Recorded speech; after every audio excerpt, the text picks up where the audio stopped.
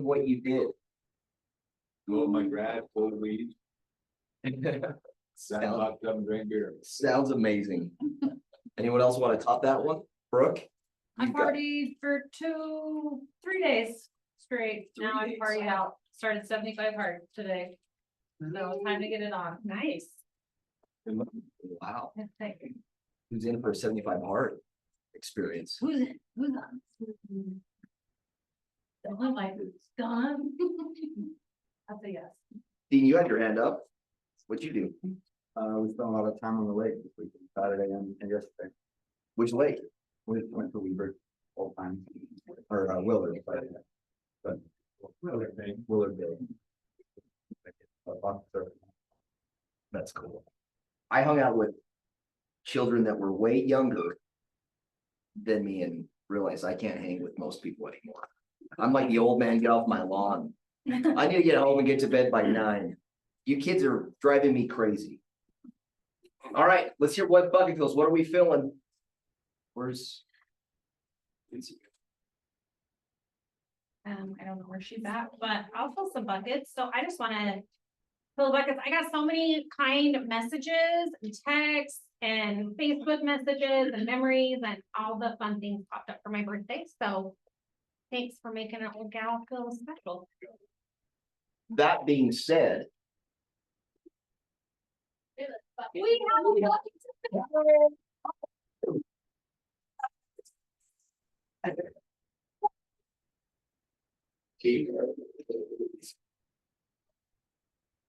have a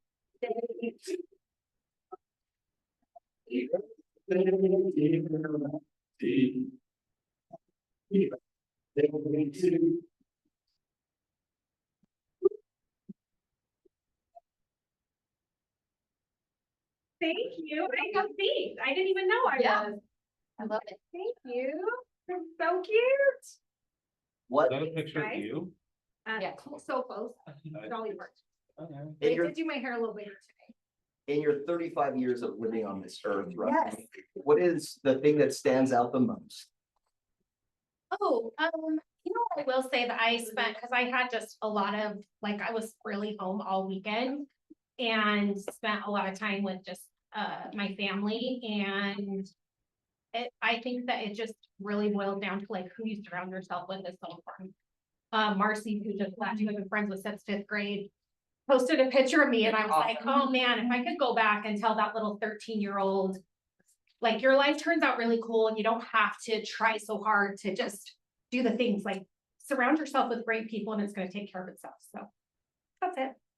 Oh, we love you, Rusty. So grateful for you. It's so cute. Thank you. Looks good, too. Haley is amazing.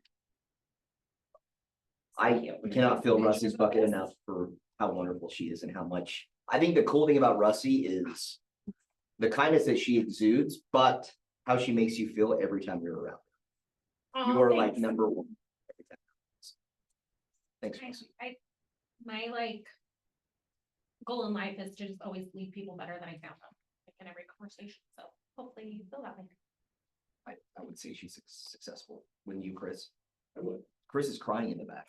Way to go. You're gonna turn us all into an emotional mess. Is that enough for all of us to partake in I cake? have some. That's really why we were here, is to celebrate you in the delicious way. Oh my gosh. Oh my God, you're just the sweetest. We're trying to get a picture of those too, guys. All right, anybody want to fill buckets? He wants to follow that. Yes, Dean, let's hear it. So I'm brand new in Dean Altice. Hello, everybody. I had the opportunity to go to the Ignite training the last couple of weeks, and one of the questions that I asked pretty much all the presenters was, if they were starting their career over again with the knowledge they have today, you know, what would they do differently? And a large majority of them said, pick the right brokerage, and then spoke very highly of the experience and the teamwork and the help and assistance available through this brokerage. And that stood out to me. And you know, Kaylee and Jesse and Ken and Dalton and a bunch of the speakers.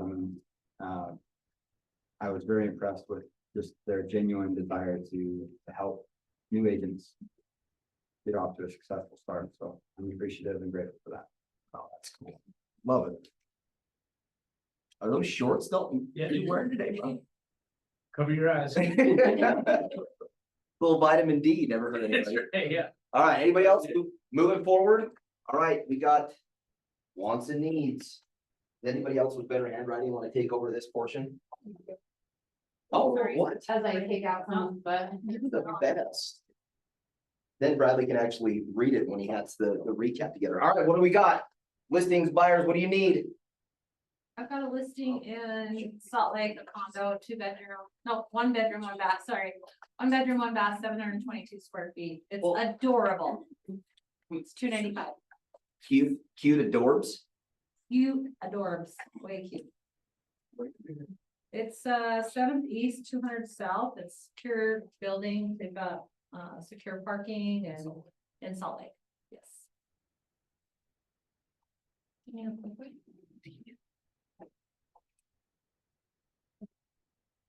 They've got a patio home coming up North Ogden, the 1st of June. 3 bedroom, 2 bath. Not, no HOA. It's not a 55 and older community. It's just a nice neighborhood. What's your price gonna be on that one? That one's coming in right about, it's an interesting price, should I tell them? Yeah. 566, 788. I like it. Oh, wow. Love it. Homeowner is very spiritual and into numerology. I like it. Buckle up. How many cents? There's no cents in there? No. 99 cents to make the Yeah, I should. Yeah, no. Christy and I have. Next week, we have a couple coming up next week, but one is in Clinton. 4 bed, 3 bath, about 1,900 square feet. It'll be priced around the 460 range, like the whole thing's updated. Super nice, includes the backyard. Really pretty beautiful, isn't it? Yeah, super cute. Yeah, just a full stack. You have a concrete awesome backyard pad, and 4 bed 3. yeah, We have another one in South Ogden next week. 3 bedroom, 2 bath. Price TBD, we will know soon. 2-car garage. And We're at South Ogden. it's a General Mills. And that HOA over there. Disclaimer, the HOA is hefty over there. So they were driving the pricing. That one. We have another one. That will come in 2 weeks. That's going to be in. So.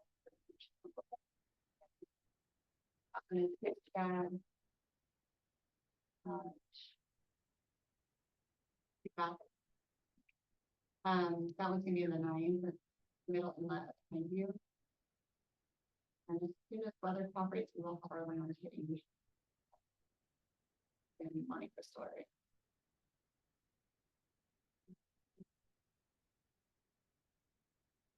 How much, Oh. how big a land is like? It has water, it has a well already, of water right, and it has water burning, the falls, and have a connect. That was gonna be 25. You send me that? 25. Oh, so that's 75 acres. Price is what? 525. So you have to go through a gate, No, it's to get probably- HOA with it. No, so it's on Ant Flat Road. It's like the 3rd lot in on Ant Flat. So the property itself has a gate, but there's no gate into the. So you don't have to go through anybody else. No, Okay. no, it's off the main road. And then there's one more up in Ogden above Ben Lomond. That will more than likely be next week. That one is 4 bed, 2 bath.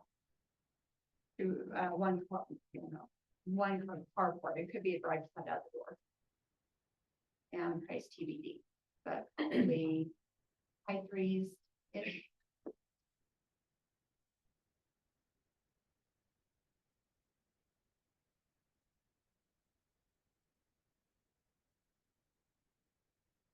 Right, I'll throw mine out there again. It's top of toll gate. Canyon, we should be going live middle to end of June. Kaylee, if you wanna put Wanship / toll gate / polio? 5-bedroom, 3.5 bath. Surrounded by water company, so you're up there by yourself. Where it's gonna go 1.3 to 1.5. And the property lines are now confirmed. This is that one. It's 1.25 acres. I'm sorry.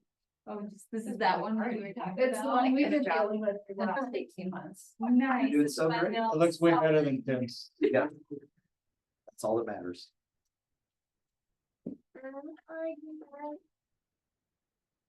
We have ours in East Layton. 4-bed, 3.5 bath. On a 1/4 acre. Right by Hill Air Force Base, 525.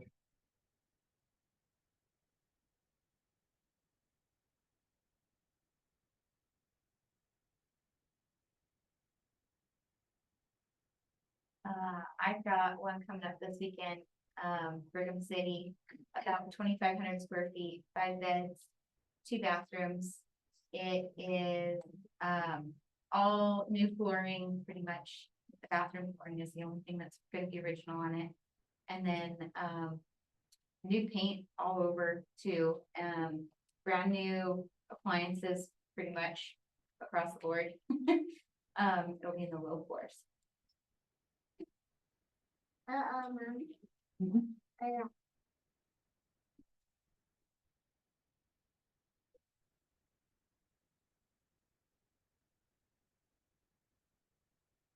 Good? That everybody? I've got one in Brigham coming up too. 2,100 square feet, 5-bedroom, 2 bath, super cute, like it's all been remodeled and new window. In price. About 415-ish. 415-ish sounds negotiable. Yep. It's an ish. Good deal discount. Big coupon. I'm gonna tell you about what I have coming up, but it's very early stages. We'll probably have it on the market here in the next few weeks. But it is in Perry. The reason I'm gonna give a sneak peek about it now is it's a pretty unique, it's a patio home, but it's a very modern style. So like concrete flooring, very minimalist design. So if you have someone looking for that, it's gonna be very unique for what you would normally find in a patio home. Younger hip couple is who built it, so like it's a little bit different than maybe your traditional patio home buyer. So if you guys have any buyers looking in that area and love the modern, simple, like minimalist look, this one will be perfect for it. Very nice house, but uniquely built in that sense. And it's in Perry and it's a 3-2.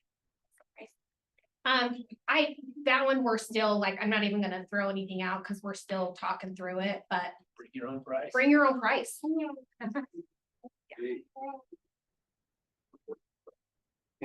Right? We good? Anyone online, Bradley? Nope. All right. Thanks, Kaylee. You're welcome. Cool. All right, today Tech Bar with Bradley. What are we covering? First come, first serve, whatever ails you. Love it. Bites and Insights tomorrow, which we'll talk about in just a second. And then Thursday, how to systematize every transaction with give us a teaser, Bradley, for Thursday. So in Command, you can set up checklists of what you need to do at each stage of the opportunity. So we're gonna go through how you can do that. Love it. Tomorrow, tomorrow, Steph. Rusty, do you want to give us the teaser for tomorrow on Bites and Insights? Steph and I are gonna be sharing some of our favorite pop buys, kind of how you can systematize it a little more. And just how they're successful. This is one of the big ways that I built my real estate business, so we're talking about that. Justin, your pop by in December with the cookies, what happened? 1.8. Dang. Wow, so they're effective, is that what you're saying? Yeah, the husband wasn't very happy. Nothing like staying top of mind with some pre-made cookie mix. Yeah, he told me to keep the cookies to myself next year. And it enhanced your relationship with Jet, right? Because you made them together.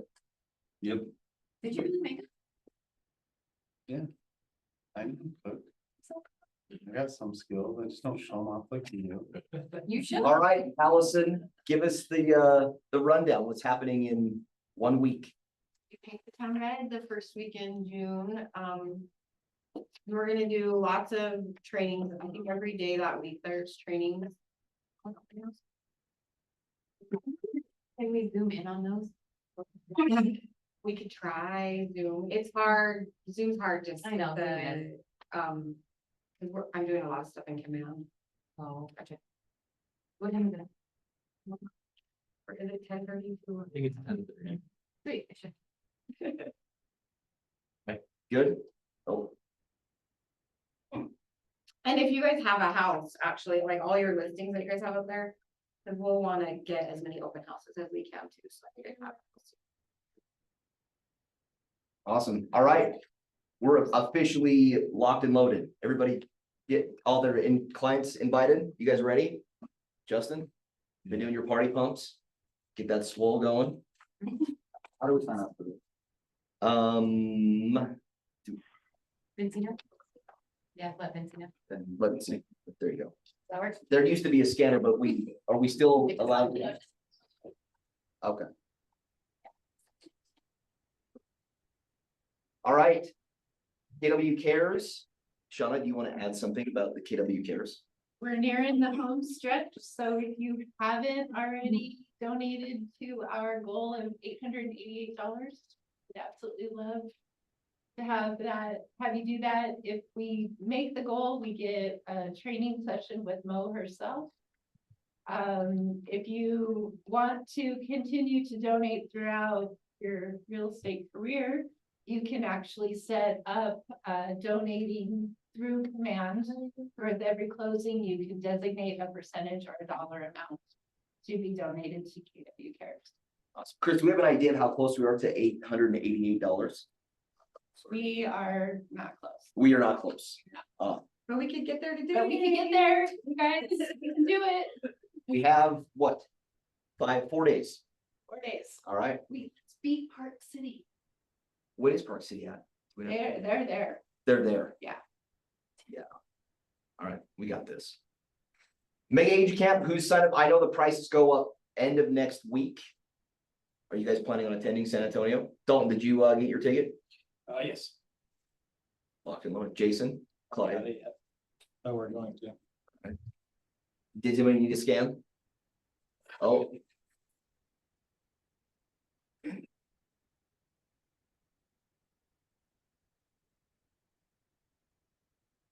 Okay.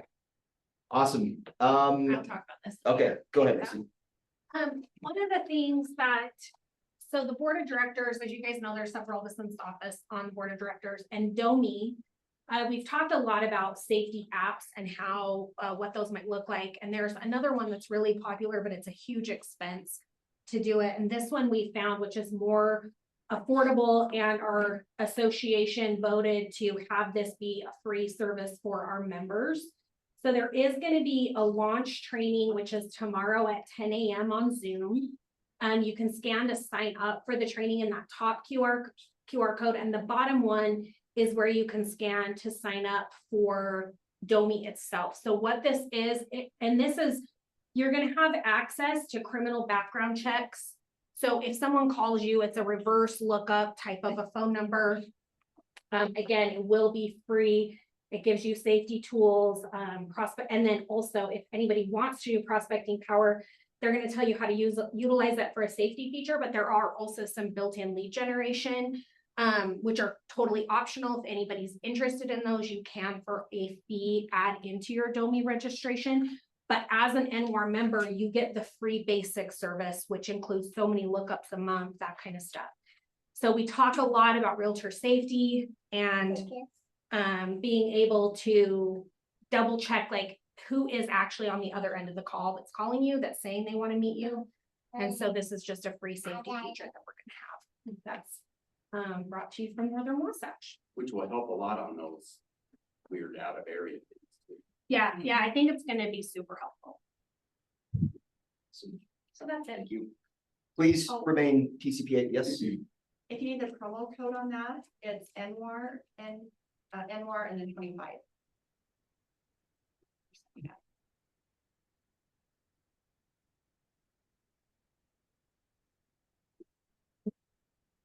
Remind yourself to be TCPA compliant. Every time I log into command, always checking that box, right, Jesse? Yep. Because you're in command 24/7, aren't you?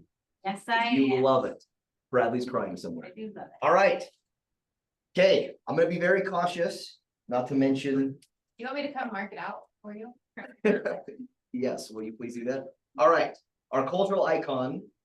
This soul loves people. This soul is a very involved, loving parent to children. One of the passions is helping people in need. Loves to spend time with new agents, helping them with transactions, answering any questions, and making sure they know what to do in each transaction. Is an amazing friend to everyone that they meet. Very. This person loves being plugged into the office and helping with activities and working with the ALC. Oh, there's a hint. In the downtime, she loves vacations, especially going to Disneyland.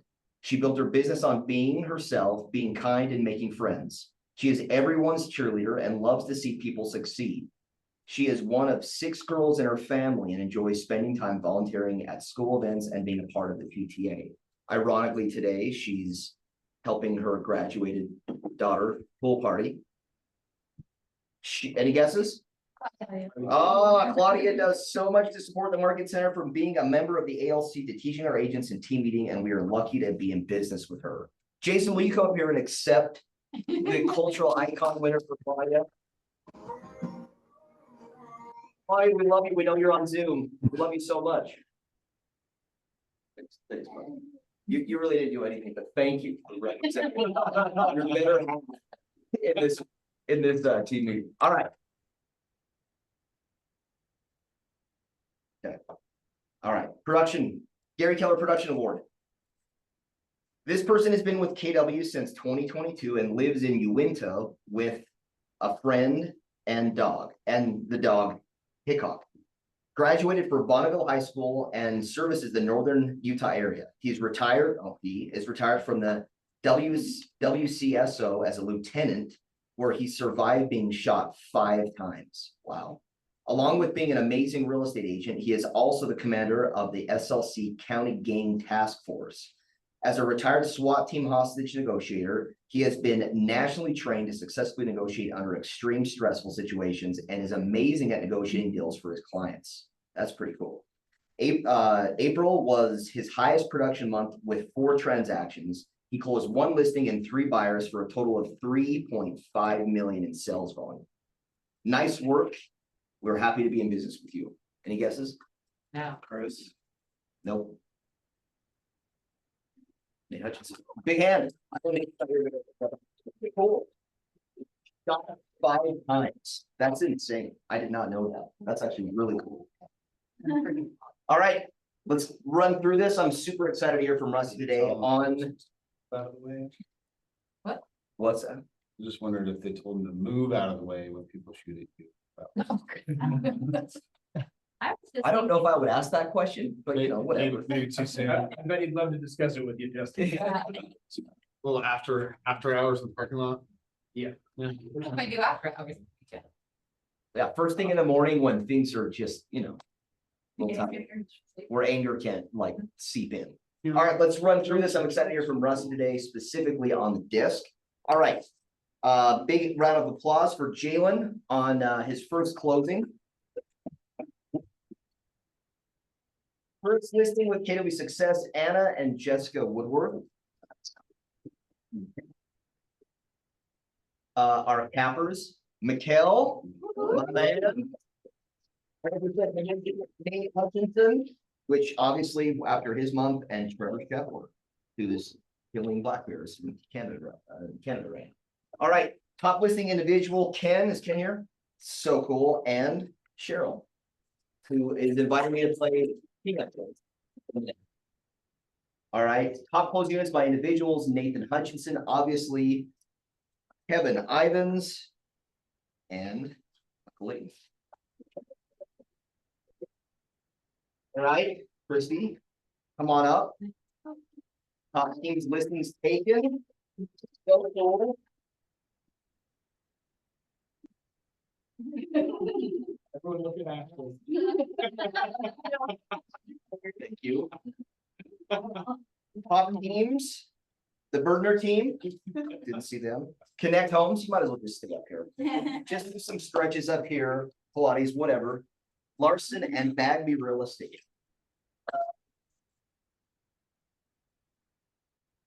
And then top groups listings taken, Skyline and Allison, launch coaching. Really adding Maryland Valley.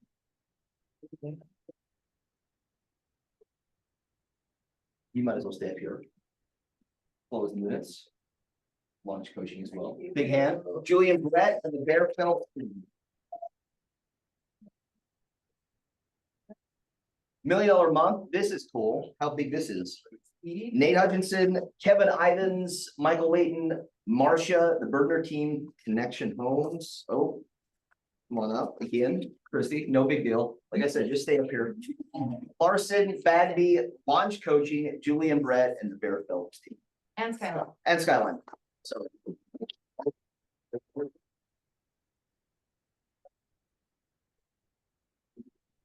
No big deal. NBD, no big deal. All right. Where's Rusty?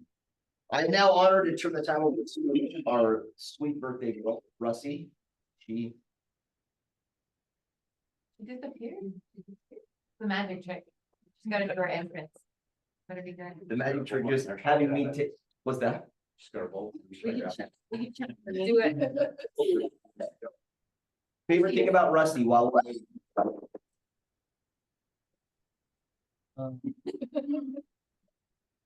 favorite thing about Rusty, Sean? While she Oh my comes up. gosh. I have so many fun memories with her, and if you guys haven't had the opportunity to hang out with her outside of the office, please take advantage if you do get an opening there. Because she is so much fun. It's just like the energy she exudes is contagious. Yeah, that's my favorite thing is her energy, I guess. Let's put it that way. All right, big hand for Rusty. Is.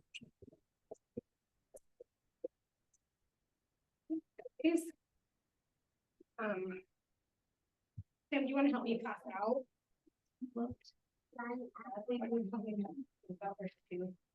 I know.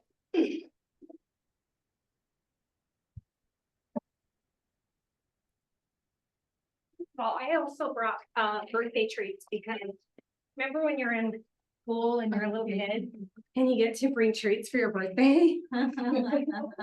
So they brought some treats for my birthday today. So if you just want to take one and pass them down. There's two different sheets.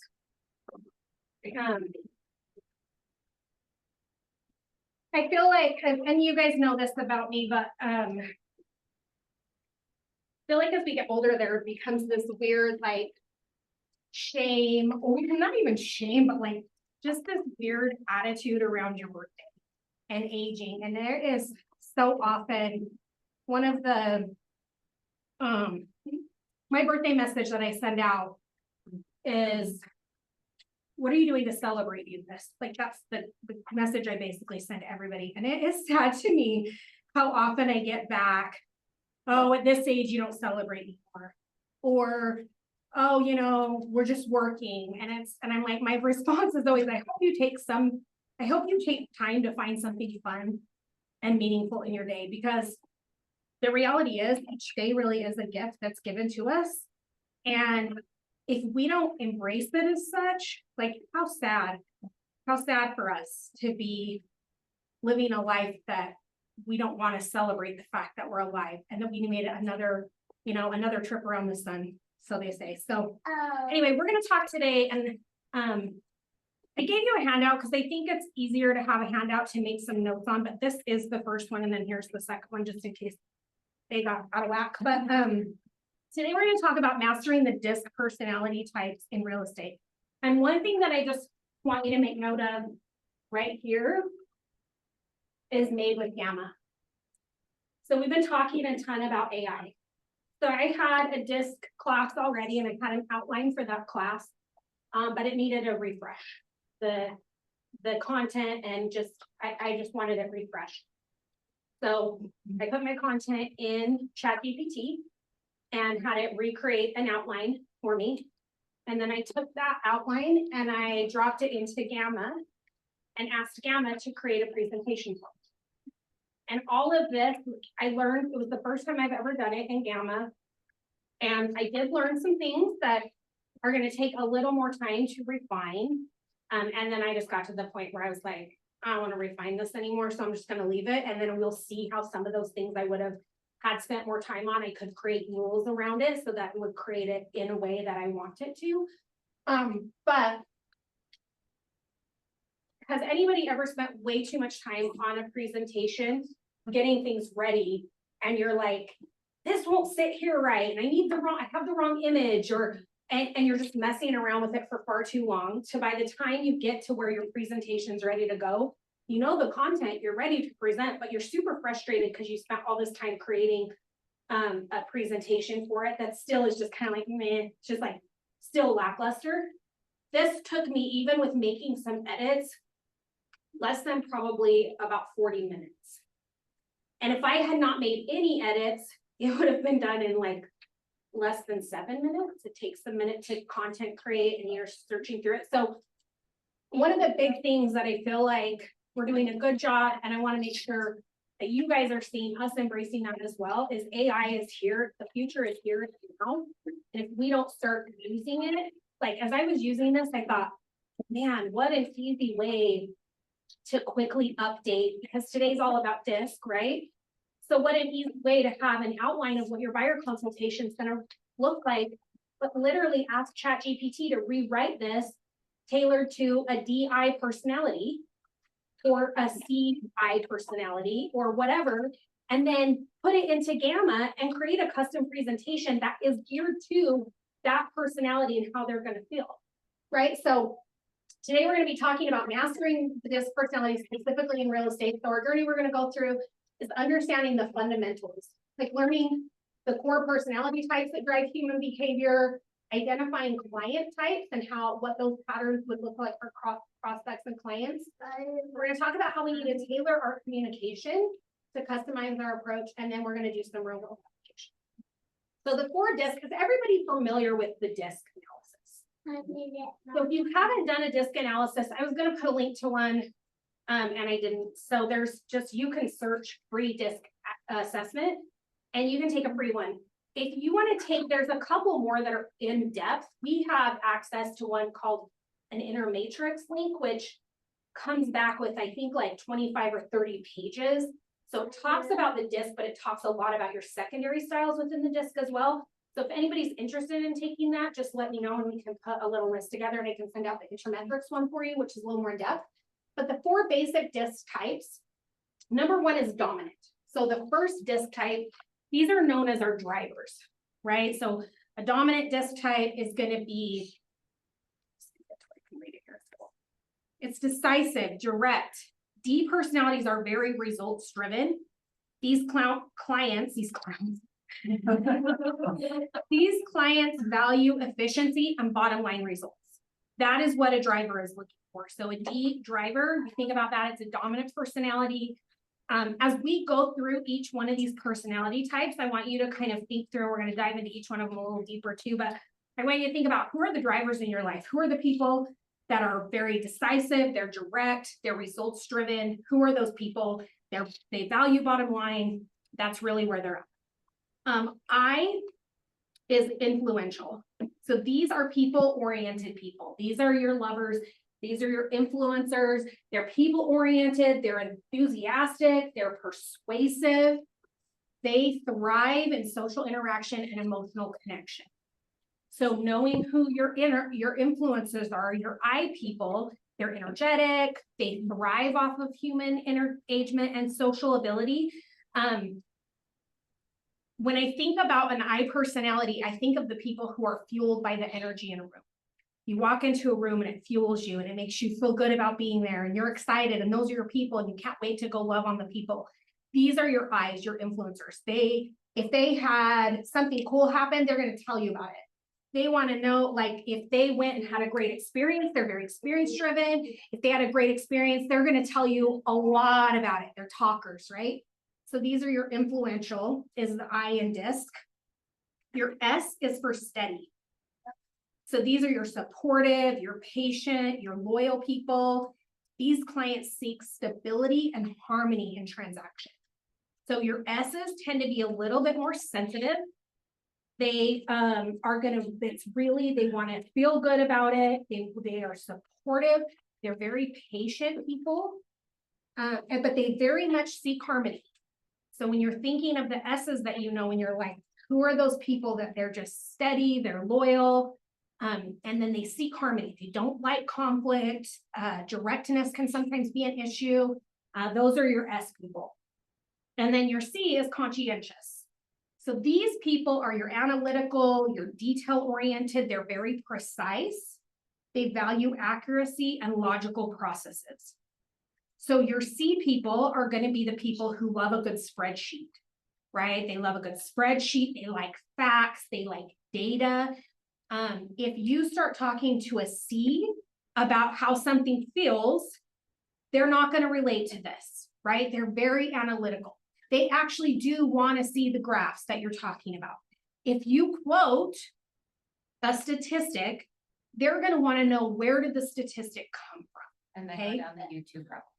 Yeah, so these people really want that. They want to analyze things. They want to understand it.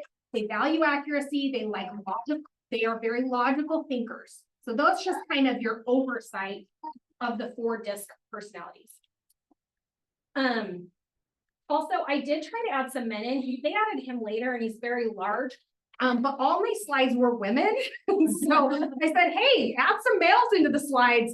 But it kind of looks like they're like cut in randomly in some of the spots.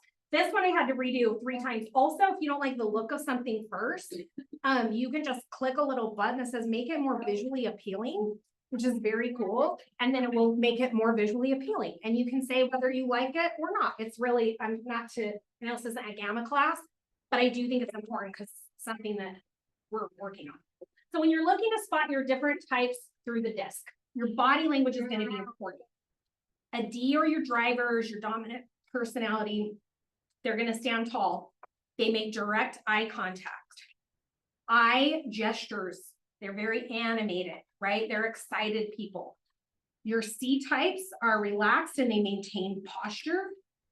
That's your S type. And then your C types, they are going to appear a little reserved. You're going to a lot of times be able to tell from the body language between a D, and a C, for example, because a C, they're going to be a little reserved to you.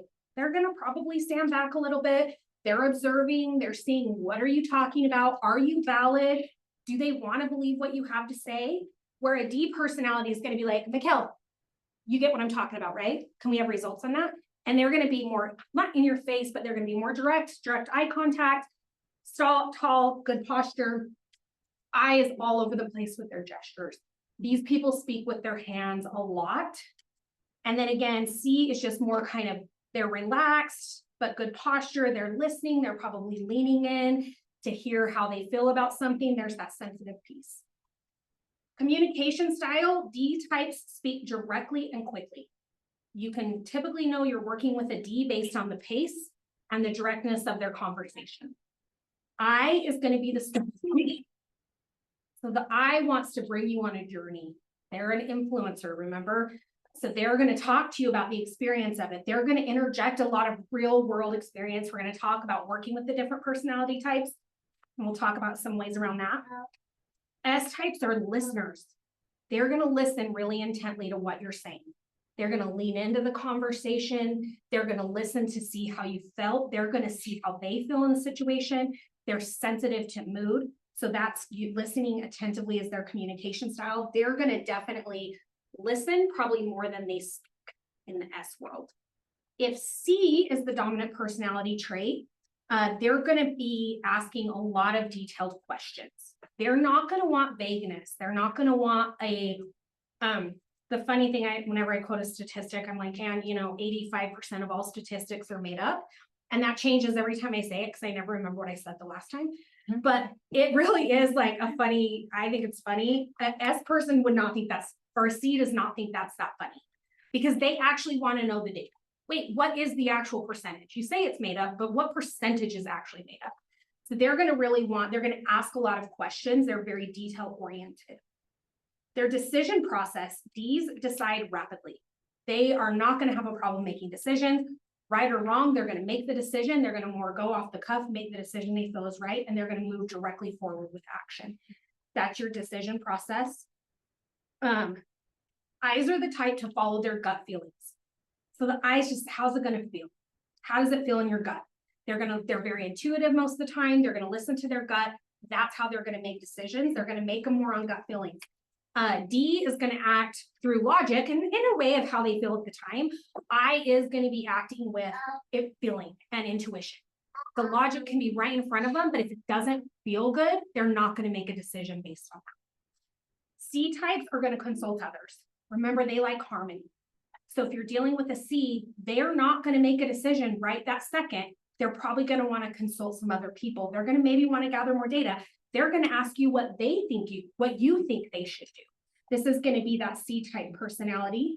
And then, S type, sorry, I keep missing it, S and C. And then your C types are going to do the research. Again, remember, these guys are really analytical. So for them to make a decision, they have to feel like they had all the data that they needed to be able to make a decision, right? So the more that you can give them, man, do you know what's going to be your best friend with a C type if you're trying to get them to make a decision is the statistics portion in the MLS. They want to know the data. They want to have all the data so they feel like they're making a data-driven decision. They're very analytical. So how does this help us adapt our communication style? So for D types, you need to be brief and direct with this type of a personality. You need to focus on results and your return on investment and offer clear options. D's don't want to talk a lot about how it feels. Okay. I'm going to use, for example, when you're working with someone that's a D type personality, don't send them a long email that should have been a journal entry. These are your people that don't want the feels. A bullet point, concise email, be direct with the information, be brief, focus on the results and what the return on investment is going to look like. Those people are decision makers. They're going to drive. They're driving the decision home. For I types, be enthusiastic and friendly. Share testimonials and stories and emphasize the experience. If you're dealing with an I, they want to feel good about what they're doing. They may be, and everybody, by the way, has a mix of these. Nobody is just one personality style. Most people will have one that's clearly a high one, a second one that's usually within about 5 points of their number one dominant style. And then you'll have a little bit of C and S in you, or S and C or D and I or whatever it is, whatever that's going to look like, you'll be a combination of all these things. So the reason I say that is because you may have an ID who primarily they want to know what the experience is going to look like, but they're very results driven. They want to know, yes, what does the experience look like and how are we going to get there? And they need the short version of how they're going to get there. For S types, you need to be patient and reassuring. Is patience hard for anyone in the room? I think some of us have a little problem with patience. But when you're dealing with an S type, you need to be patient. You need to be reassuring. You need to make them feel good about the decision that they're making and that you're there with them. Providing a step-by-step guide is beautiful for S types, right? They really like to know what's coming up next. Remember, they like harmony. They're a little bit sensitive. They're very in tune to just the world, and the step-by-step process brings reassurance. You're going to emphasize stability and security with the S types. So with the S types, they want reminders that this is the right decision that they're making. They want a reminder that you're putting them in a safe, secure position, right? So when we're talking about how we adapt, if you don't have any S in you, let's say maybe you're like a DC, for example, and you can't tap, you've got to learn how to tap into the feel goods for the people, for the I and C personality, right? They really want to feel like you connect with them and you're keeping them in a safe space. You're not so driven that you're just making a decision, because sometimes D's tend to be like the bulldozer of the group a little bit, right? Because they're just driven, they're going towards a decision, but you've got to slow down and make sure that the I's and C's feel like you care about them and you've got them in a safe space. And then for C types, you're going to want to provide detailed information. You need to come prepared with data for the C types. You need to respect their analytical process. So if you're dealing with a really high C and maybe your dominant personality is a D, which is a driver, you want decisions, you want it to be quick, you want to have a brief conversation. It's funny because Blaine Larson, you guys know Blaine. Blaine, almost, not every time I talk to him, but on a regular basis, he's like start to finish 28 minutes in and out of the listing appointment, or in and out of the buyer consultation, 7 minutes to signatures, right? Like he's very direct, he's very precise, he's very much driving that constant result. Well, if he's dealing with somebody that's a C type and he didn't bring enough data, he can push as hard as he wants, but you're never going to get the signature from a C type if you don't have the data for them. If you come in and bulldoze your S type and they don't feel safe with you, so you've got to learn how to adapt your style to their style, right? This can also be really critical in teams. So when you're thinking about a team, you're going to think about your team composition. So a team, the diverse disc type is going to help you create balance. You need the drivers on the team because they're going to help drive results, right? The I types are going to help you build your connections. S is going to help maintain harmony in the group. S is often going to be, and I think sometimes people confuse S as a little bit of a pushover. They're not. They want harmony. They want to be heard and feel safe. So if you can make them be heard and feel safe and validated, they're going to actually be the smoother and the harmony in the group. They're going to help bring your D and your C together in a really nice way. And then your C is going to ensure accuracy. So if you have a C on your team, again, they're going to be like, well, Haley, I saw that new flyer you did, but I don't know where you got that data. What are the days on market? Where are you getting the days on market from? And if you can back that up, they're going to be excited about it and be bored with it, right? So this is why it's important to talk about for team harmony and composition. In communication flow, you need to adapt your internal messaging to each team member's preferred style. This is going to reduce misunderstandings and conflicts. So for example, let's say that you're primarily maybe a C and you're leading a team. So you're throwing all the data at your team, all the analytics. You're making sure they have every piece of information that they could possibly need in order to make an educated decision. But you have an eye on your team and your eye feels disconnected from you. So you're going to want to make sure you're communicating with them in a little different format than how you're communicating with maybe a driver on the team or your S types on the team, right? They want to make sure, again, they want to have harmony. So if all you're about is analytics, but they're feeling like there's a rub in another area, it's going to be hard for the communication. So communicating with people in their preferred style. Conflict resolution, you need to recognize that personality differences are often the cause of team friction, and then address issues with respect for different styles. So I thought this was interesting because there's never going to be a world that we live in that there's not some type of conflict. If we solve every conflict only according to our personality dominant style, it's not going to get us very far, right? Again, I think sometimes D's are known to be a little bit bulldozery, right? They can come in, they're going to bulldoze through people, and they can leave some of these other personalities feeling like they're in the store, like, they're cleaning up the mess afterwards. So that's a conflict resolution. Again, knowing how each style prefers to resolve their conflicts and going from there. And then task allocations, you should assign responsibilities based on their natural strength. So for example, if you're leading a team and you have a D on your team, let the D type lead. This would be a great thing to bring in. Let them bring a new piece of technology into your team meeting. Let them communicate with you on something that they can lead the charge on.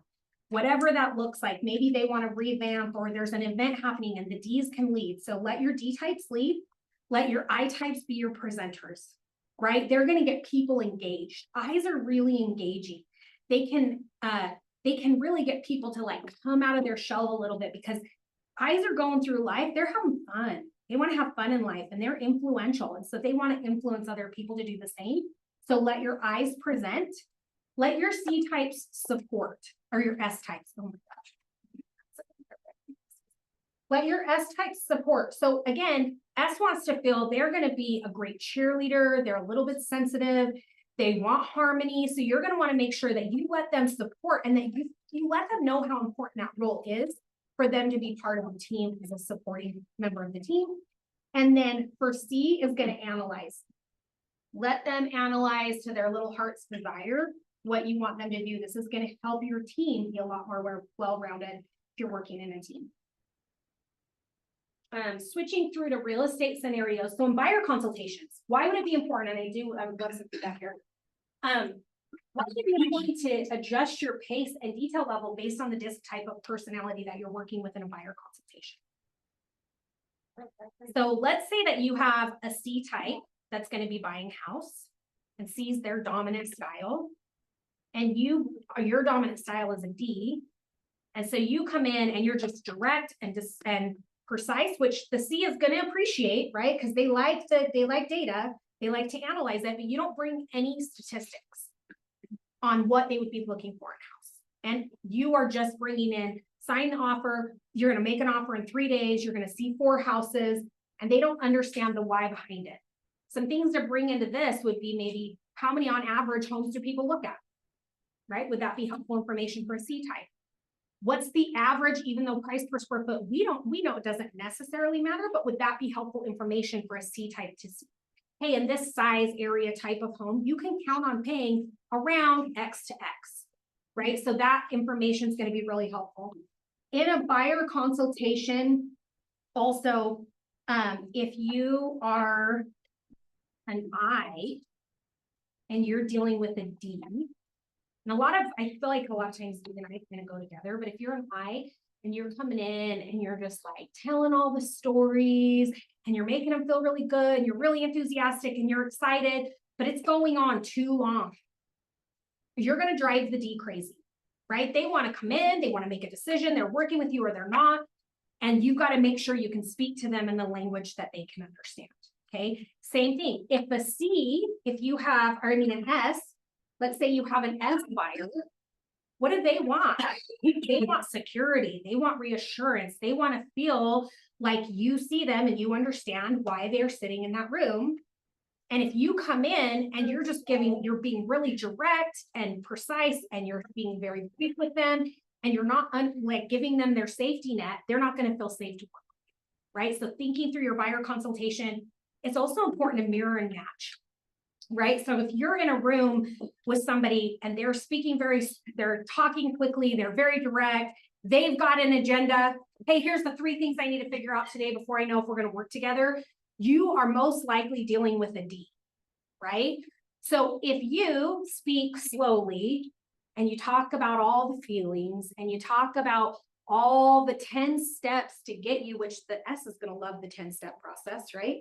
But if you're talking about all the feels and all the ways that you're going to get there before you even start looking, you're going to drive a D crazy. They're fast, they're quick, they're direct. They just want to know, what do they need to do? How do they take action on it? And how quickly can it be done?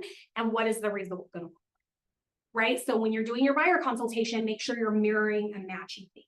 If you're doing a buyer consultation with an I or an IC person, an IS personality, guess what? You need to change your language. You've got to adapt it to say, man, what do you want it to feel like when you get home? When you pull in the driveway, what do you want to see? What do you want to feel? Right? To them, it's very much about a home. That's how they want to feel. They want to be excited. And the feel, felt, found method, by the way, works great on I personalities because A, they love a story. B, they like to feel connected. So they're like, oh, Ashley also felt the same way. And I heard the story about how it was successful for her. And now I found that I could move forward, right? So think that through when you're adapting your personalities And you're not gonna have time to give everyone a 10-minute assessment. So you've got to learn how to look for the clues, right? In your listing presentation, you need to customize your focus between results, excitement, security, and data. I'll tell you guys, and I think I said this a couple weeks ago in a team meeting, but I went on a listing presentation and it was a referral. I don't remember where the listing came from. It's a referral from me somehow. And I had a very brief conversation on the phone with them prior to setting the appointment. And I showed up and I very quickly realized I was underprepared for that meeting. Okay, so my personality is a high I. I've got a lot of D in me, so I'm driver too, and then C, S, and then C is my very lowest. Like, I don't really care that much about details, guys. Like, I don't want to be bogged down in them. I trust what people are telling me is usually pretty accurate. I know where to find the data if I need it, but I'm not going to get bogged down in details. Well, I show up and I am dealing with a very, very strong C. I did not have the data I needed. I didn't have the analytics I needed. I was going off of, oh, you know what? Well, I'm going to have to look into that for you. Yeah, I feel like things are moving pretty quick in this area, right? And it's all based on gut. It's all based on feeling. It's based on some data, but I don't have the analytics to support what that person needed. Engineers, very high C type, right? They want the details. They want the analytics. They want to know what is going to happen. And so you've got to be able to adapt. By the way, I lost that listing. This was probably maybe nine or 10 years ago. And I was at a point where I was like, hey, I just got to make that sucky call because I knew they were interviewing someone else. The minute I knew they were interviewing someone else, I knew I had blown it, quite frankly, because I thought you came in here thinking you're going to be able to charisma your way to the listing. I called them after I knew they had listed with someone else. And I just said, hey, tell me what I could do better. How could I be a better agent and more well-rounded? Like, how could I have done better to this listing? Because I came highly recommended. And he actually said that when he told me that I didn't get the listing. He said, you came so highly recommended. So did this other person. We just feel like alignment's going to be better with what we need. Well, when I called him back later and said, hey, I've had some time to think about it. Tell me what I could have done better. It was that I didn't seem prepared. He said, well, I'm confident you know what you're talking about. I didn't have the evidence to back up. It felt like you weren't prepared for a meeting. Well, for me, I was prepared, but for his personality style, I was not. Right? So it's really important to know those different personalities. And then in negotiations, you need to match your approach to the client's decision-making style. So you are you're negotiating on behalf of your client. And so you've got to make sure that you're presenting the information that you're going to be negotiating with them in a way that makes sense for them to receive. Right? So if you go in with all the data and the analytics and a chart and a graph and the same information in 3 different pie charts, but you're dealing with an I or a C personality, it's not going to get you very far, right? Because, I mean, an I or an S personality, it's not going to get you very far because your C is going to really love all the data, but your I wants to know, do you love the house though? Do you think my kitchen's pretty? What are you going to do for an open house? Is that going to be like a fun event?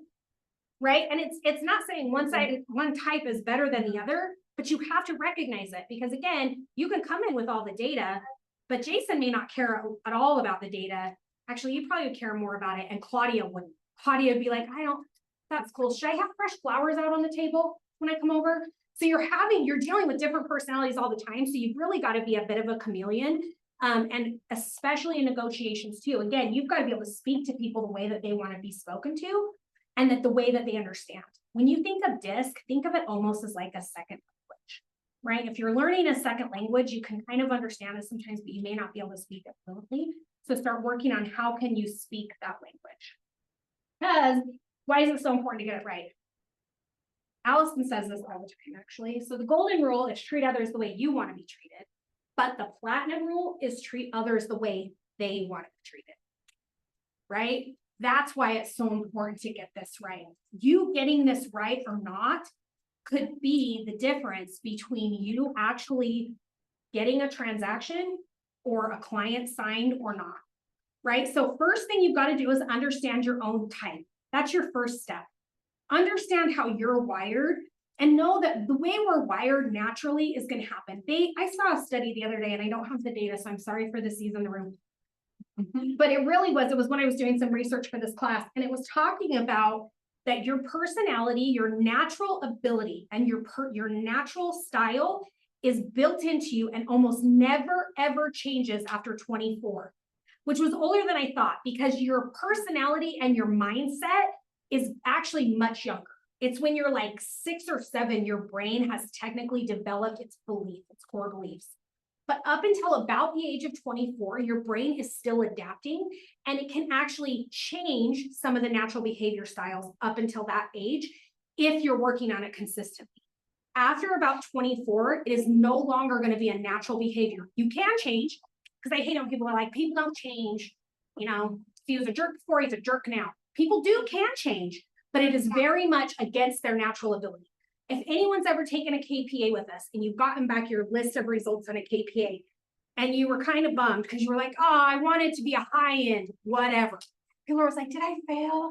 Like, there's no such thing as failing a KPA. It's a personality assessment, but it is going to tell us what you're wired and how that's going to affect more the jobs that you're going to have a more natural ability to do.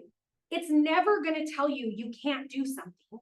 It's never going to say you couldn't be an excellent rainmaker or an excellent individual agent or whatever it is. It's not going to say you can't do that. It's going to give you a guide to say, naturally, you're a little bit more towards this. Here's some of the areas you're going to have to work on an adaptive style because your natural ability is only going to take you so far. So I think that's a really key first step, recognizing who you are, recognize your natural strengths, and then those areas that you're going to need to adapt for different clients, and then understanding their type to communicate using the platinum rule. It's not the golden, this says golden, it's actually the platinum. So this is where partnership comes really is really beneficial. So we always joke around, so Marcus is obviously, I don't think it's gonna be a surprise to anybody, he's a high D. Like he is high D. What'd you say? What? I know. And I have a pretty high I, right? And so I feel like we make really great partners because I can smooth the edges and make people feel connected, because he does care. Sometimes that comes across a little bit like he doesn't care. He cares actually really deeply, but he's so focused on driving results that's where that partnership usually will work really well. So if you can find somebody that maybe helps with your, if you know you don't give a crap about details, find a C in your life who gets actually so excited about analyzing, right? This is where those partnerships can really become super valuable. So we're going to talk really quickly.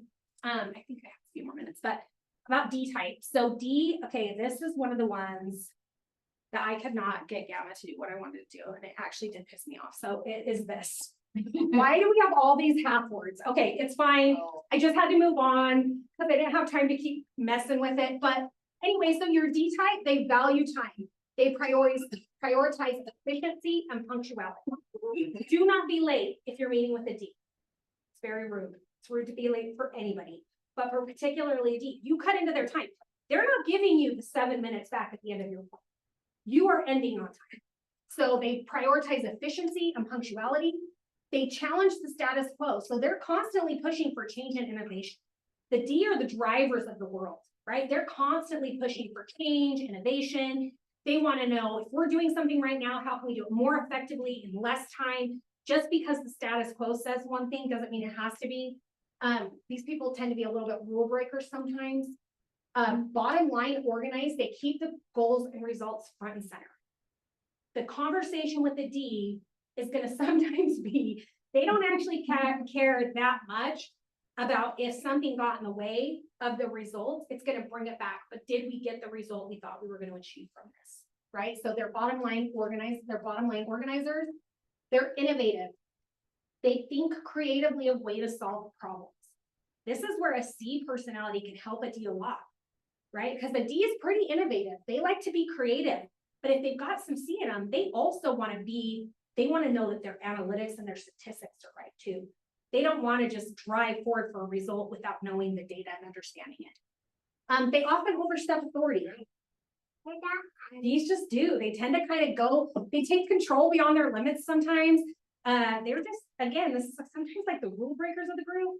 They're gonna follow the rules if the rules make sense to them. If they don't think the rules make that much sense, they're gonna kind of like, I mean, that was a cool rule for you, Kaylee. Not my rule.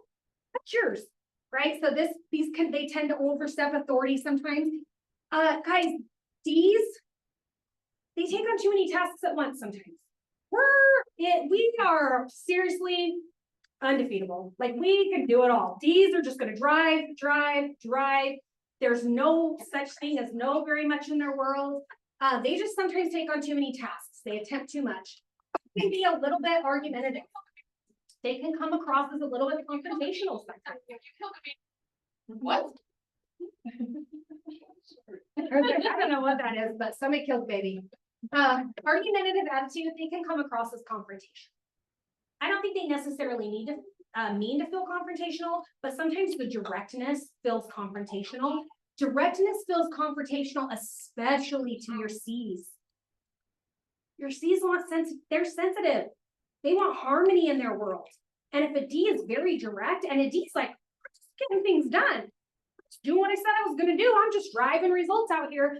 And an S is like, well, gosh, I don't feel very safe with you because you're just bulldozing through the situation. So they can sometimes have an argument. They come across as confrontational. And I don't even necessarily think it's confrontational. I think that they're direct and they don't mind being direct to get the point across or to get the result because they dislike routine. Joe, comment. I thought you were on the slide. They dislike routine, so they prefer dynamic changing environments. They, drivers are very driven, they're very results driven, but it doesn't always happen in the same methodical way every day. We like a change of environments, they prefer a dynamic changing environment. When you're interacting with them, be brief, direct, and to the point. If you are sending an email and you want it to be taken seriously, this is a true story. So Sabrina, who helps run Exec Assist, sent a meeting one time to me, Matt, and Marcus. And it started out as bullet points, but then it was very long. And at the very bottom it said, Rusty and Marcus, if you made it all the way to the bottom of this email, I am so proud of you. I knew Matt would because Matt wants the data, but I'm really proud if you actually made it to the end of the email. And it was hilarious because it was so true. Marcus didn't get past the bullet points. Literally didn't even look at the body of the text. Knew there was probably some feelings in there, whatever, didn't get to the bottom of it. So be direct and to the point. If you are working primarily with a D, this is what I love about ChatGPT right now. Take your email you were going to send, exactly how you were going to send it, run it through ChatGPT and say, adapt this email to appeal to a D style personality. How easy is that? Or adapt this style to appeal to an S type personality. Maybe you didn't have enough feelers. Adapt this email to appeal to an I type personality. That's going to make it sound more fun. They're going to talk about the experience. Adapt this to a C personality. It's probably going to bring in some analytics. It's going to ask for details. So adapt value, do that as you're working with the D type. Be direct, brief, and to the point. Ask what, not how questions. D types love you to have solutions. They love solution-oriented people. They don't really want to hear about all the reasons that you can't. They want to hear about how can you. So how do we come up, ask what, not how? So what would it look like if we did this instead of this? Not, oh man, I don't know how we would figure that out. Ask what that would need to look like. Focus on business and results. Suggest ways to achieve results and lead. And then highlight the logical benefits of ideas. With these, don't ramble. You don't want all the stories. Don't ramble. Avoid repeating yourself if possible. Don't focus only on the problems. Remember, they're innovative. They like new ideas. They're the path pavers of the world. So don't just focus on problems. Don't be too sociable. They're going to want to be sociable with you, but not to the point where 45 minutes into the meeting, you haven't actually started the conversation yet. Don't make generalizations and don't make unsupported statements. Again, D recap how to spot one bottom line thinker, not a lot of small talk. They can be perceived as a little bit abrasive. Just get to the bottom line, cut to the chase. Tell me if you can do the job or not. You will hear these sentences out of a D's mouth. They're typically your CEOs. How to close one is be prepared and organized. Be upfront and be ready to close on the spot. Remember, D's are decision makers. They want to make a decision. So help them make the decision. If we're dealing with eyes, so our eyes are the creative problem solvers. They're gonna get creative with their problem solving. They are great encouragers. They are gonna cheerlead you, they're gonna be your biggest fan, they're gonna love you. They motivate others to achieve. Eyes are inspirational usually. Eyes are really influential, and they're great encouragers. They motivate others to achieve. They have inattention, they're inattentive to details. So they don't care, again, they don't care that much about the details. How are we gonna get there? Is it gonna make us feel good? Are we gonna have fun along the way? And are we gonna get the result we need? They don't really want to get bogged down in all the little details. A really great detailed oriented person can be a lifesaver for an eye if that's their dominant personality. They overuse gestures a lot. They're going to talk with their hands a ton. This is a great person to play charades with, guys. Get an eye on your side if you're playing charades. You're going to crush it because they're already used to speaking with their hands a lot. So they're going to be able to crush charades for you. And then they listen only when convenient. Some of the adults with an eye, right? They only listen when it's convenient. They're going to kind of like what you're saying, but sometimes they're going to just not be in a point that they want to listen to it. Okay. With an eye type, this is so small. And this looks a little different than my slide does right now. So you're going to build a friendly, favorable environment. That's when you're with an eye type. They want it to be friendly. They want it to be a favorable environment. Encourage sharing ideas, intuitions, and people talk. Your eyes like the stories. They really do. So sharing the encouraging ideas. Help turn talk into action when you're working with an eye. So there's a lot of ideas thrown around with an eye. Help narrow down how do we now put that into action. Share testimonials to relate to ideas. They want to hear who else has, again, this is the feel, felt, found method, works so good for eyes. They want to know who else felt like they felt and got a result from it. So share testimonials, allow time for sociable, stimulating activities, submit details in writing, but don't dwell on it. Eyes often do like to go back later and look at the details.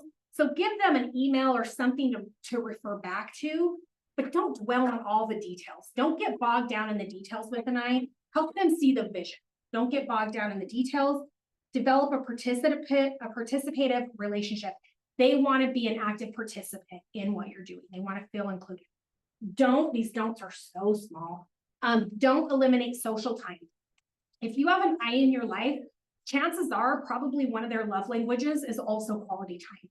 They want to be in a relationship with you. They want to feel connected with you. You know you have an eye on your hands if after you close, they call you and say, hi, just miss talking to you every day. Feels like I talk to you every day for like 6 months and I haven't talked to you for like 3 whole days. How's everything going? You got to know, right? So don't eliminate social time. It's really important. Don't do all the talking. Eyes love to talk. I will talk about themselves. So if you're hiring somebody for your team or you're working with a buyer or seller, let them guide the conversation. They're going to probably tell you everything you need to know based on your conversation. So don't do all the talking. Don't ignore their ideas or accomplishments. So even if you've done something and you know there's going to be a better result to get to what they need, don't ignore their idea. Validate the idea, make a decision on if it's something that's going to work or not. And then don't tell them what to do. Eyes are really independent. They just kind of want to do their own thing. So don't tell them what to do. Help them, like partnership, right? Link arms with them, show them how you're going to do it. How to spot an eye. They love to talk a lot. They're gregarious, they tell stories, and they do talk about themselves. They're very much, eyes tend to be an open book. They're going to tell you about a time that they were vulnerable or that something happened or sometime that they went wrong. Right? So they love to talk. They're going to tell stories. They like to have conversations. They want to find out more about you and decide if they like you before working with you. Eyes very much are going to have to like you, right? Where a D, they may not even care that much if they like you, as long as they know you're going to get a result. An eye needs to like you. If you're not connected with the eye, they're not going to result. They're not going to connect with you. They're not going to want to work with you. These are typically your sales and marketing people. There are a lot of eyes in real estate. A lot of eyes in real estate. How to close them, be friendly and exciting. Ask them questions about themselves and build rapport. Have an energetic close and make it lighthearted before you get down to business. If you're dealing with an eye and they have a dog, love on their dog. Compliment their kitchen cabinets, whatever it is, make them feel good. Be social and lighthearted before you jump into business. They do want business, but they want you to be a little bit more quick with it. S-type personalities, these guys are good listeners. These are such good listeners. They're patient, they're empathetic, they truly hear others. S's are sensitive people. They're gonna hear what you're saying, and not only are they just gonna hear it, they're gonna feel it. And they're gonna feel if you believe in them or not. They're loyal team workers. They're reliable and supportive in teams.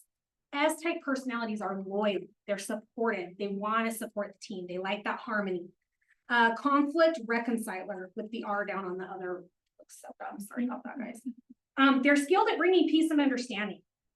S are great negotiators because they help, again, they're going to kind of help smooth the edges if there's other people on their team. Maybe a D is too direct, and S is going to be able to come in and bridge the gaps a lot of times. These guys are peace builders. They're the peacemakers of the world. They resist change. So S's are steady. They like stability. They are really slow to make a change. So again, if you have somebody that you're working with that's slow, steady, they are resistant to change, but they're selling their house for some reason, they really want to feel in harmony with you and feel seen by you. So having a really good conversation, linking arms with them, helping walk them through what the process is going to look like. They're resistant to change. They're really sensitive to criticism. And so they respond deeply to feedback.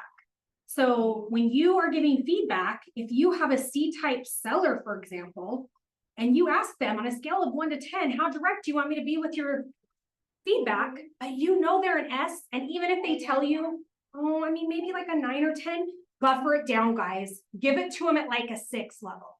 They are sensitive to the feedback. You can get the exact same point across, but deliver it kinder. You don't have to give, where a D, you could probably copy and paste exactly what direct mean feedback you get. I mean, we've all gotten the mean feedback before where it's like, house smelled like piss and like a hoarder lived in it. Whatever it is, maybe for your S-type sense, let's bring that down a little bit. Even if they told you unpleasant smell and there was a lot of clutter, right? They already know, but they're really sensitive to feedback. So B, they're sensitive to criticism. They have difficulty prioritizing. So they have challenges in setting clear priorities. So you can help them prioritize what's most important. If you're dealing with a C-type and you're listing their house, for example, sometimes you can just go through, and if you're working with an S or a C, for example, they're going to want every single detailed item and what the return on investment is going to be if you're telling them to do things. Where a D might you just be able to walk through the house and tell things are going to get it all done. An S-type needs some priority. So if you need to give them a list in order of priority. You're not going to give them everything that's equal priority. Do the top ones first. Hey, if we can get through these top 5, remember they're slower to make a decision. They don't love change. Hey, if we can get through these top 5 things, the next 5 on this list would be great if we could get them done. But these top 5 are most important. So help them do that. When you're interacting with an S, show genuine personal interest. Remember, S-type is sensitive. So show them genuine personal interest. Clarify tasks and answer how questions. So clarify and answer the questions of how. If you're asking them to do something, how would they go about getting them done? Answer those tasks. Be patient throughout the process. S is probably going to require your highest amount of patience. So if you know you're a driver and you are impatient, take the time, slow down, almost like deep breath before you walk in the house. Know that you need to be patient. Present ideas in a non-threatening manner. Again, remember sensitive, the feedback, they're going to be sensitive to that. So present those ideas in a non-threatening manner. Give them time to adjust. Your S types, if you tell them, hey, I know you didn't want to have to do X, but based on the feedback, I think it's really critical that we do.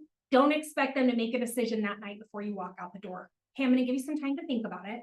Let's reconnect in the morning on this. Okay, so give them some time to adjust. Clearly define what your expectations are. They do not like vagueness. They want to know what is the expectation. They don't want to let people down. They like harmony, remember? So clearly define the expectations, assure personal follow-up, explain the assure personal follow-up, and there's a lot of ways you can build this in. This is not you doing every piece of this, but have a good follow-up system. Explain the procedures clearly. They should know what to expect. S's want to know what's going to come next, right? Remember, they're steady, they're thoughtful, they want to know what's going to come next, clearly explain the procedures, avoid being pushy or over aggressive with S's, and don't be confrontational. You guys, S hates confrontation. They like harmony in the world. They don't even want to be in a room where other people are not in harmony. So if Justin's beefing with Tim and Mikhail is an S type, it's going to make him uncomfortable just to be in the room with him because they do not like confrontation. So don't be confrontational with an S type. It's not going to get you very far. Okay, how to spot one. They're going to talk about and is more concerned with who is around them rather than themselves. So they want to know who's around them. What can they do to help? These are the helpers of the world. They're the glue that holds people together. Again, these are going to be the people that bring everyone together at the camp circle and sing Kumbaya after some kind of a confrontation. They're generally fairly quiet. S types are fairly quiet typically. They don't like change. They're slow to make decisions. These are typically great HR professionals.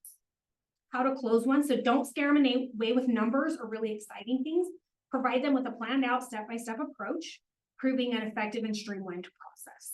Again, they really want to know what's coming next. Ask them how they're feeling. Don't just assume you know. Don't listen to just their body language. Hey, how does this sound to you? How are you feeling? I know this can be kind of scary, right? When was the last time they sold a house or bought a house? Keep those things in mind. So ask them how they're feeling. Give time to consider their response and do not pressure them. And remember, harmony is important to them. So if you want to close one, make sure you're going to give them some time to think it through. I am a firm believer in also getting agreements signed in your first appointment. I don't think you should have to come back. With an S, you might have to. Or you might want to talk contracts, maybe a little bit at the first, split, have some conversations, maybe walk the house, come up with a game plan of what you would do, and then come back around to getting the contract signed. You might change things up a little bit for an S. Last but not least is our C-type personality. So their perspective, they are the anchor of reality. They are reliable, even-tempered thinkers. They are not highs and lows. They're usually pretty reliable, and they're even-tempered. They're thorough and conscientious. So they focus on precise details in every activity. They are detail-oriented people. They don't deal well in vagueness. They test and criticize info. So they carefully gather and verify data. These are going to be the people that question, where did you get your statistics from? Okay, so if you're just pulling some generalities, oh, everything on the market's sitting on the market about X amount of days. They're going to want to know, where did you get the data? They're going to want to know, is it specific to their home price, their type, their area? So make sure they're going to gather and verify data. They need clear boundaries. And C-type love rules. Opposite of D, who's like, the rules. Do they fit with my agenda? The C-type actually does want clear boundaries. They need to know that they prefer to have clear rules and define limits. If you tell a C-type you have a showing from 11:30 to 12, they want that person to show up at 11:30 and be out of the house by 12. So this would be a good time to have that conversation of, hey, this is when I want you to be out of the house by, and when you can plan to return. So they prefer rules and defined guidelines. They are detail oriented. They can get bogged down in the minutia. So they're very detail oriented. Sometimes a C needs a driver in their life to kind of push them out of analytics. Analysis paralysis can be a thing that's very real in C-type personalities. So if you find yourself working with a C-type personality, or you are a C-type personality, it is going to be helpful if you can help be the driver for them to make decisions. Give them time to analyze the data and help drive them to a decision quicker. They have reserved feelings. They are rarely going to express emotions openly. They're not going to come in and talk about all the feelings. They're not going to say their feelings. They're not going to talk about what home means to them. That is just, they're pretty reserved. So if you're interacting with a C-type, prepare your case in advance. Like my example earlier, I was not prepared. I knew the information, but I was not prepared to present it in a way that a C was going to receive it. So prepare your case in advance. Delineate pros and cons of ideas, right? Again, they want information. The more information, the better for a C-type personality. Support ideas with accurate data. You cannot bullshit a C-type. You just can't. They want your data. They want to know where you got it. So if you're coming in just like, 80% of blah, blah, blah. I always know I'm dealing with a C-type when I'm recruiting and I'm having a conversation, particularly if they're a new agent, and they ask, what percentage of new agents get into production within the first 6 months of doing your brokerage? They want exact numbers. They don't want, well, it depends. Are we talking full-time, part-time? Are they in coaching? Are they not? They want to know of the percentage, it's 74%. Or it is 22%. And where do we gather the data? So give them accurate data. Reassure that that no surprises are going to occur. A C-type wants to know that you're in control, that there's not going to be surprises along the way, and that you've got the data, you're prepared, they know what to expect from you. Provide exact descriptions of expectations, disagree with the facts, not the person. They will listen to facts all day long. Don't disagree just to disagree with the C-type, disagree with facts. If you have a disagreement, bring in data.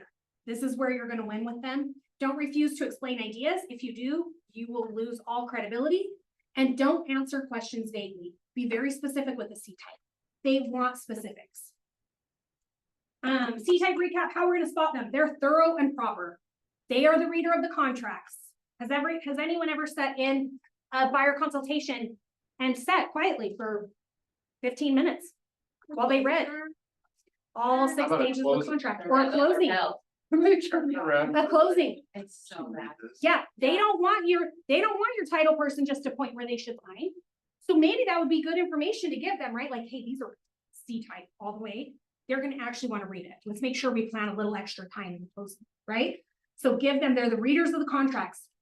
These guys are typically your IT professionals, analysis, CFOs. How to close one, give them the details every time. You're not going to close a C without details. They need them, they want them, they're not going to agree to work with you if they don't get them, and provide thorough information. Written information is even better. So if you can speak to it, meaning you understand it, they know you can trust them, but follow it up with data. A C-type is going to love a packet that has charts and graphs in it. The part of the CMA that you can do that shows average days on market, price reductions, all of those things, include those in your C-type packets. If you are working with a C and an I in the same buyer, but partners, right? Opposites attract. The I is going to want to know how you feel, but the C is going to look at that data later. So even making sure that they know that it's there is really critical. Okay. To wrap up, just really quick, your key takeaways.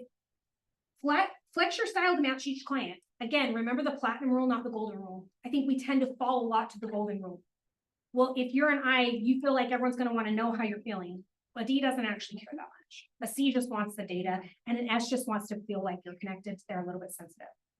Have your identifying types through behavior patterns, and then understand the four personality types. It's not about changing yourself. It's about adapting your approach to better connect with others. And then there is free assessments from Truity or Tony Robbins. Or again, if you want to take the more in-depth one that goes a lot into the secondary and other behaviors, we can send you an inner matrix one, which will talk DISC, but we'll also talk about all those secondary ones. And then remember, not everybody's just wired one way. So the quicker you can start to identify how these people are wired or what personality type is their dominant type, the quicker you're going to be able to build rapport with those people, right? If you meet someone right away and you realize they're a C, and maybe you aren't prepared with as much data as you need to, it would be better with a C to pause the conversation and go, hey, you know what? I want to pull a little bit of extra data because I think you'd find it fascinating. Don't tell me you're unprepared. I'm not going to work with you. I have some other data that I think you'd find fascinating. Could I just get like maybe a couple minutes? I want to pull it together in a format that I think you're going to like better, right? So knowing how to quickly identify the personality types and adjust your style of communication to work with them, I think is super helpful. So that is all I have for you. I did give you some handouts because I do feel like sometimes it's just easier to have them like up front in a quick little thing. For the longest time as I was learning DISC personalities, I had a screenshot. There's like it's a colorful image that has the D, I, S, and C, and it gives just those traits and a little info. And I just had it as a screenshot on my phone as one of my favorites because it was easy for me to pull it right back up and go, oh, or I'm dealing with an I or whatever. So anyway, that is all I have for you. So our sponsor today is One Stop Roofing. Good job, Rusty. Derek. Hopefully that was helpful.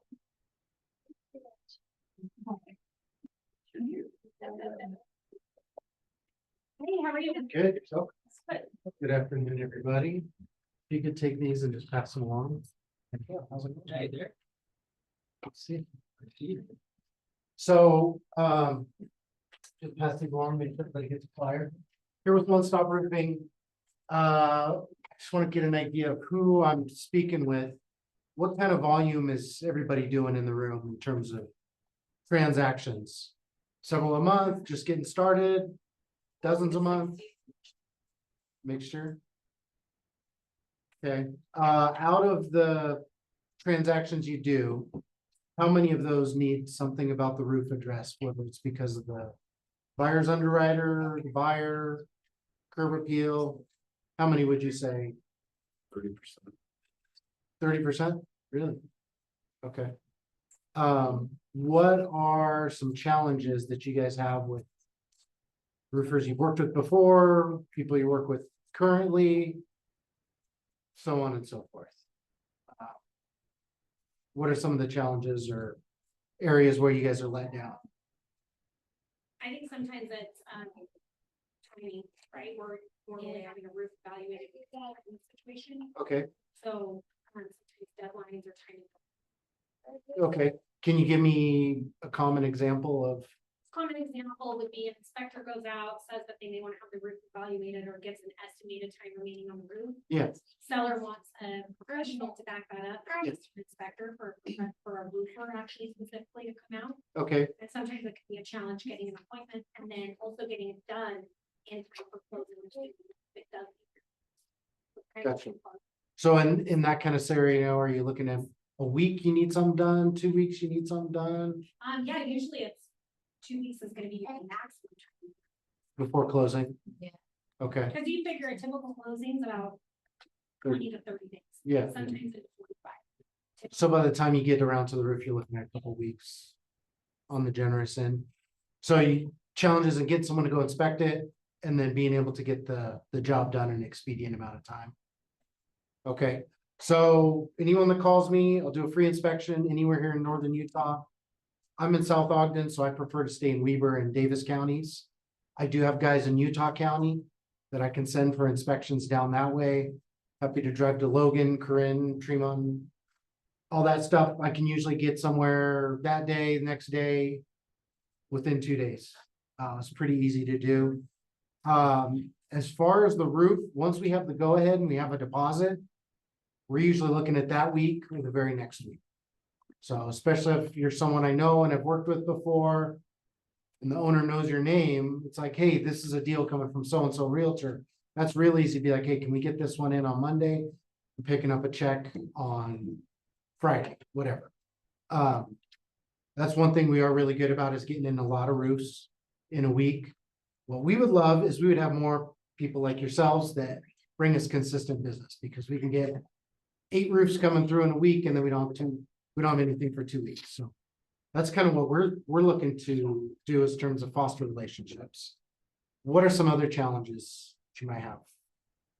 Anybody think of? Seller doesn't always have the money up front sheet. You'll allow payment.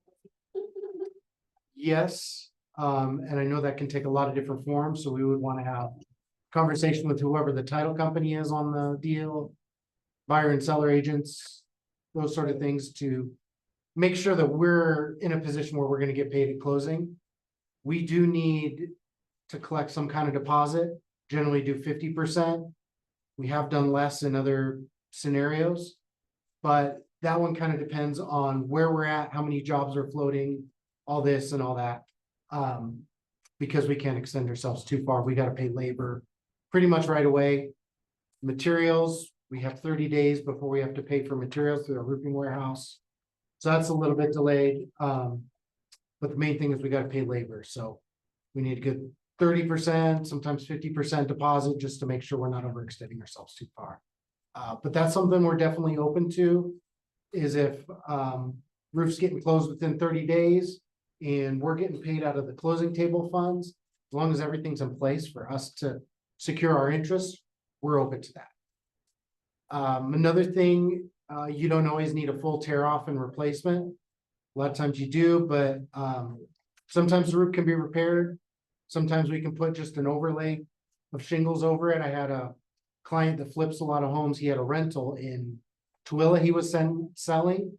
Called me up and say, hey, can you check this out? I think this can be repaired. this needs addressed for the buyer's mortgage underwriter. Said, no problem. I got out there, I looked, I said, hey, we can't repair this for this, and this reason. We can do an overlay, instead of being 9 or 10 grand, we can do an overlay for, it's like 4 or 4,500 or something like that. Got him done, got him out the door. He was able to negotiate a better price with his seller because we got him a good deal. And, the roof needed addressed. That same guy actually has another property over on Jefferson and Ogden. He's buying, we got him a bid. He's closing on the 28th. So he's been using our bid the last week or so to get a better deal. I think he's buying it from the city. To get a better deal out of whoever he's buying it from, with our bid. So, and we're pretty competitive on our cash pricing, so there's a lot of examples and stories I could have there where they used our bid to get a better deal, whether it's from a buyer or from a seller in one hand of the transaction, because I do work with a few flippers. Another one in Layton, I just was asked to inspect on Thursday or Friday. It was here in Layton. It's American Homes. I'm sure you guys know who they are. They don't love doing much with their roof. I went out there. Roof had already been repaired. There's plywood showing like 4 or 5 spots. I said, listen, can repair this, but it's not worth your time. Here's a bid for replacing the full roof. The reason it wasn't worth the time is because we need a repair next year and the year after and the year after, and the year after, and the year after. So those are the sort of things we do. You have clients with solar panels, we can do the detach and the reset, and we will honor their remaining warranty. So whatever remaining warranty they have from the manufacturer, and then also the solar install, which is usually just wiring and stuff. Because those solar companies, they like to gatekeep the installs so that they can drive the labor rates up. So that's something we found where we can do it at a better price and still give them that warranty. We're a Malarkey certified contractor. We're one of a handful in Utah. So we stand behind that brand. That's a common go-to product for asphalt roofing. It's a standard shingle is a 40-year asphalt composition shingle. What are some other questions or challenges you guys might have? Transaction and has to come down to the roof. Is the warranty just transferable once? Generally speaking, yes. So I do have some flippers that I've worked with. We'll honor the warranty for their buyer. But beyond that, that's more than industry standard. So that's where we limit that. On the insurance jobs you guys see on the flyer, this probably won't apply to 99% of your transactions because insurance jobs take 1 to 3 months on the shorter end to get approved and close out and all that sort of stuff. And if you're trying to close on a home, 2 weeks, 30 days, 60 days, we just don't want to spend our time trying to go get an approval and then money gets sent to a seller that's no longer held to account. So that's the situation with that. But if you do have clientele that have properties longer term, they're not planning on selling the property, or they're still going to be involved on like what kind of lease option or creative deal, something like that. That's something we could discuss. Malarkey has a 50-year MO Pro warranty that is transferable up to one time. It stays with the house. There is a little bit of a cost on that. So on your average roof, that will be a couple of grand, but that is something that we are certified to honor. And part of the reason it's expensive is we have to use all Malarkey materials, so like the underlayment, the nails, the bridge vent, all that little stuff. That's where they get you. But it is a pretty good deal because it is a 50-year warranty, even on the 40-year shingle. It's not prorated. So something happens in year 49, they're paying for the full cost to repair, replace on that roof. But that is only transferable once. And what she was asking about, our workmanship warranty, we will honor for something like we've done for you guys. We've done it for the seller. We'll extend it on to the buyer that one time. Other questions? Anything else? Okay. One-stop roofing, we try to do everything you guys need. We are certified for siding and gutters as well. Beyond that, we aren't licensed, so that's where we try to keep our little wheelhouse. you guys do have other needs, we're happy to. Awesome, thank you. Hey, thanks, guys. There's lunch. Go have a great day. I think we're supposed to stay in here. We're supposed to stay here.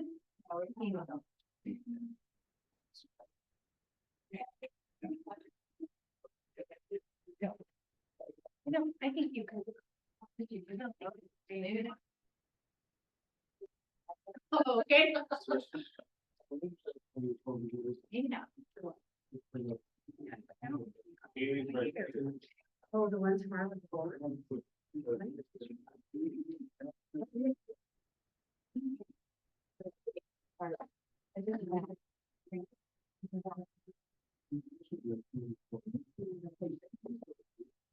Guys, I know what you got. Oh, you're sitting next to me. Yeah.